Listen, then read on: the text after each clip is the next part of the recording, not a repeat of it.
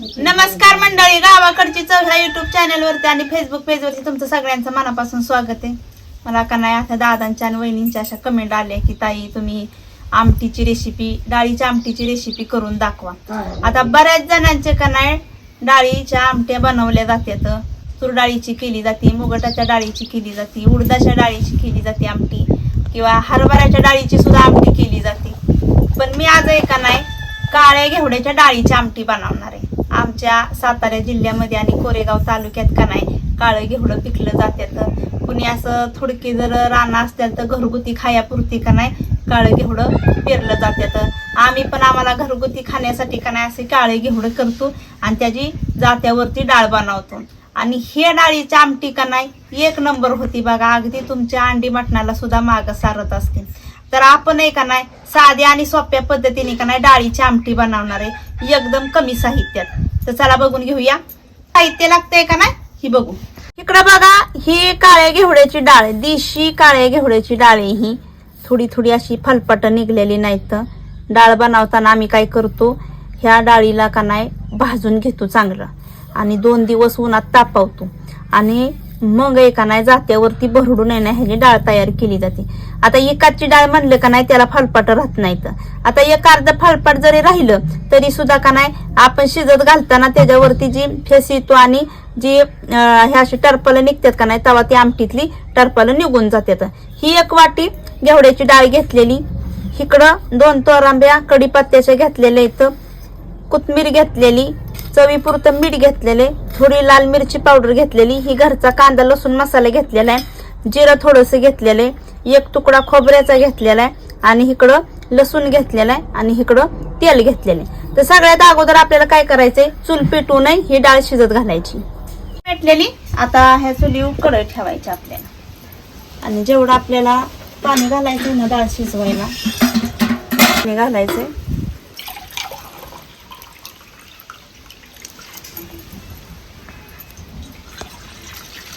दोन तांबे पाणी घालते कारण आपल्याला घेवड्याची डाळ आहे का नाही चांगली मौसूद शिजवून घ्यायची.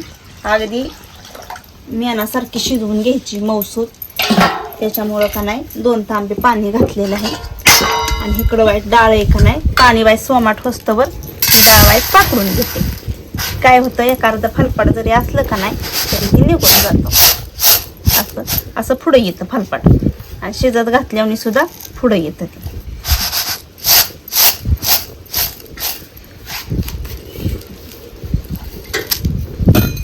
असं फलपट निघून जातं म्हणजे डाळीत अजिबात राहत नाही फलपट.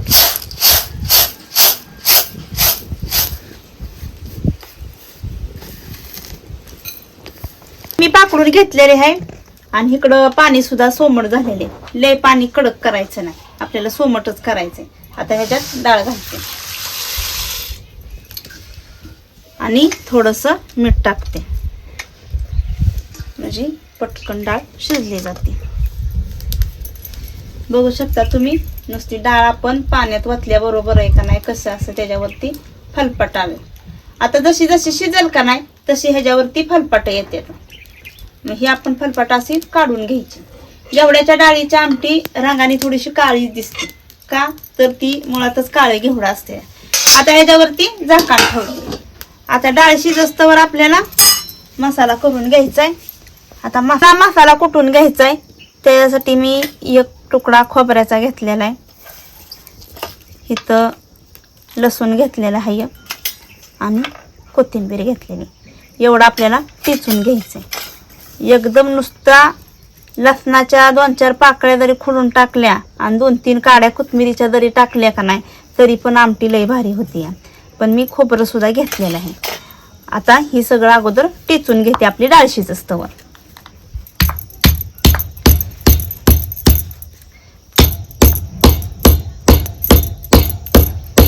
खोबरं लसूण आहे का नाही लय बारीक नाही टेचून घ्यायचं. थोडंसं मोठं वाडा असलं का नाही की म्हणजे कसं दाताखाली एकदम कुस्करून भाकरी खाताना दाताखाली आले ना आमटीची चव अजूनच वाढली जाते. आता सगळं ही लसूण खोबरं टिचते. आता ही लसूण खोबरं टिचते.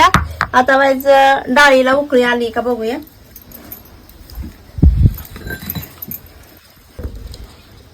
काय होतं, वारं बी सुटलेलं आहे आणि उकळी फुटताना का नाही एकदम ओतू येतं बघा असं. आता ही बघा डाळीचा रंग बदललेला आहे आणि चांगली फलपाट सुद्धा माग साईडला आलेली आहे तर बघा. आता ही अशी हे आपल्याला ते काढून घ्यायचे.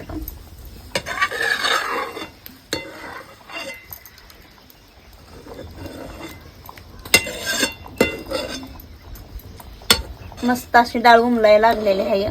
त्यातलं काळं पाणी आहे का नाही निघून जात असतंय बघा. आता काळं पाणी होतं काळ्या घेवड्याच्या डाळीचं. आता परत झाकण ठेवते म्हणजे डाळ पटकन शिजल. लसूण खोबरं बघा आता टिचून झालेलं आहे. असं थोडंसं भरडं ठेवलेलं आहे बघा. हा बघा ते बारीक केलेलं नाही, चांगलं बारीक असं लय बी मेनावानी करायचं नाही. आता आपली डाळ शिजत आली का बघूया.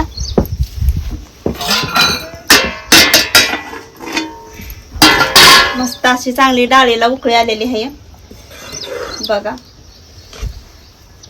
एकदम डाळ कशी गाळ झालेला आहे हा बघा. अशी उडदाची डाळ किंवा मुगाची, हरभऱ्याच्या डाळीला आणि उडदाच्या डाळीला येळ लागतो शिजायला, पण अशी घेवड्याची डाळ आणि मुगाची डाळ ह्याला लय येळ लागत नाही बघा. एकदम मेनावानी झालेली. आता ही आपण खाली उतरून घ्यायची आणि मस्त अशी आमटी फोडणीला द्यायची. आता ह्यातल्यानं आपल्याला पाणी सुद्धा वतून काढायचं नाही. आपल्याला ह्या पाण्यासकट आमटी करायची. आणि ही आगा बघा तुम्ही किती मस्त अशी गाळ झालेला आहे. नुसतं असे पळीने सुद्धा हे केलं का नाही तरी ह्याचा गाळ होतो लगेचच हा बघा.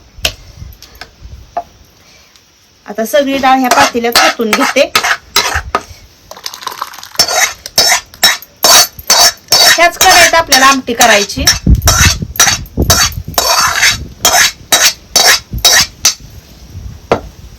बघू शकता तुम्ही कढई आता गरमच आहे. आता ह्याच्यात घालायचंय आपल्याला तेल. 1-1.5 पळीचा सुमार तेल घातलेलं आहे. आणि तेल गरम झाले की इकडे टाकायचंय आपल्याला कढीपत्ता. लय गरम तेल झालं एकदम कडक की मग कढीपत्ता तडतडतो आणि मग असा उडला जातोय. म्हणून कमी गरम झालेल्या तेलातच मी टाकलेला आहे.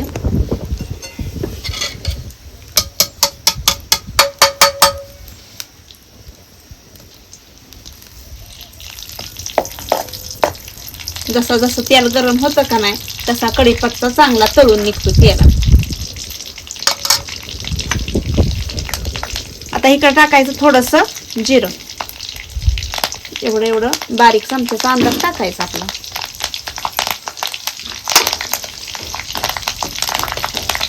जिरं कढीपत्ता चांगला फुलला मी आपण कुटून जे घेतलेलं आहे ना खोबरं लसूण हे चांगलं तेलात परतून घ्यायचं आपण.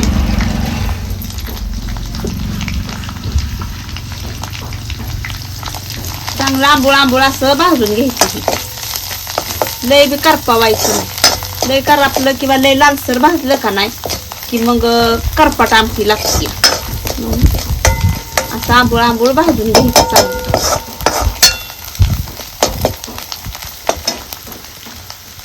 असं लसूण खोबरं आपलं भाजलेलं आहे. आता ह्याच्यात आपला घरचा कांदा लसूण मसाला टाकायचा आहे. 1-1.5 चमचा घेतलेला आहे. आपल्याला आमटी थोडीशी चमचणीतच पाहिजे. आणि इकडं थोडंसं लाल मिरची पावडर घेतलेली. आता ही चांगला मसाला ह्याच्यात परतून घेते.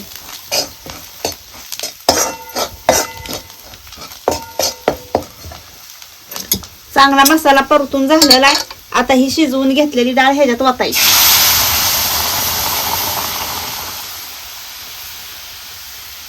जेवढी आमटी आपल्याला पाहिजे ना त्यानुसार पाणी वाढवायचं आणि नाही वाढवलं तरी बी चालतंय. लय पातळ बी नाही आमटी करायची. अगदी भाकरी चुरून खाण्याजोगी जरी केली का नाही तरी चालतंय. घेवड्याच्या डाळीवरती लय तेल दिसणार नाही पण चवीला 1 नंबरच लागते. थोडीशी वाईट घट्ट वाटती. मी अजून थोडंसं पाणी वाढवते.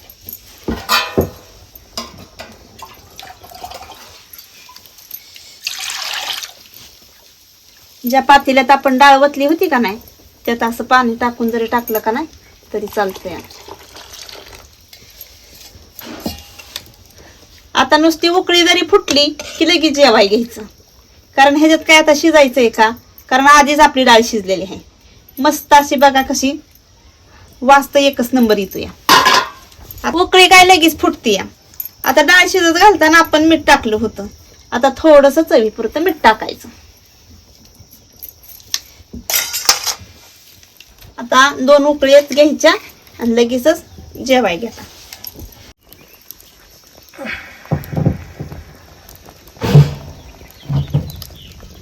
आपली आमटी ही घेवड्याच्या डाळीची उकळलेली छान अशी बघा मस्तच झालेली आहे. वास बी मस्त असा सुटलेला आहे. चला आता जेवायला घेते. आता जेवायला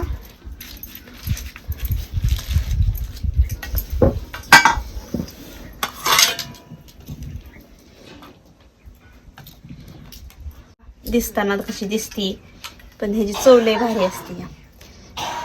मस्तच अशी लागते आमटी आणि भाकरी बरोबर तर चुरून भाताबरोबर एक लय भारी लागते बघा. त्यासाठी मी भात सुद्धा केलेला आहे. बसतो ना दादा जेवायला. बस या इकडे. भात पण केलेला आहे. भात सुद्धा आमटी बरोबर खाल्ला का नाही एक नंबरच लागतो. कांदा चिरकी. हो कांदा पण चिरलेला आहे. खरं तर घेवड्याच्या आमटी बरोबर आहे का नाही बाजरीची भाकरी असावी, अजूनच चव वाढते. इथं देते कांदा. या मंडळी जेवाय आहे ना बघा काळ एवढ्याची आमटी केली. तुम्हाला कशी झाली ते सांगतो.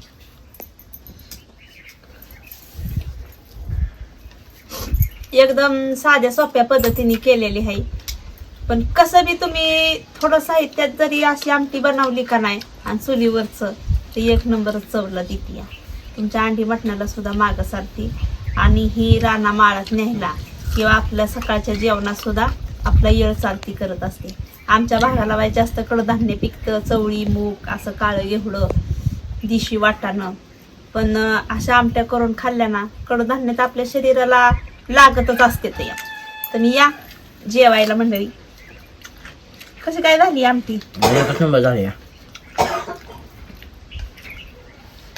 चुलीव केल्यामुळे त्याची चवच लय वाढली. एकदम भारी. आमच्या आत्या फक्त त्या लसणाच्या पाकळ्या खुडतेत आणि थोडीशी वेळ कोथिंबीर टेचायची आणि फोडणीला द्यायची तरी त्याची चव लय भारी लागते. मी वाईट जरा का नाही खोबरं घातलेलं आहे तरी पण एक नंबरच आमटी लागते. कांदा घेतलाय ना. हो